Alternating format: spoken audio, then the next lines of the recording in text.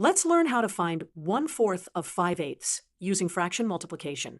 We'll use visual representations to make this concept clearer. First, let's understand what 5/8 looks like. Here's a rectangle divided into 8 equal parts with 5 parts shaded. This represents 5/8. Now, to find 1/4 of 5/8, we need to take this 5/8 and divide it into 4 equal parts.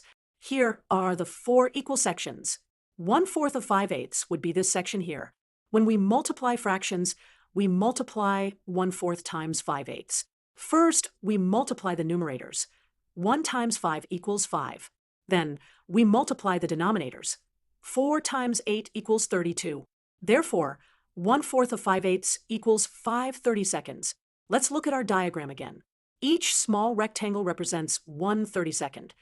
And we can count that our highlighted section contains exactly 5 of these parts. In conclusion, when we find 1/4 of 5/8, we multiply the fractions 1/4 times 5/8, multiply both numerators and denominators, and get our final answer of 5/32. The visual representation helps us understand why this multiplication works.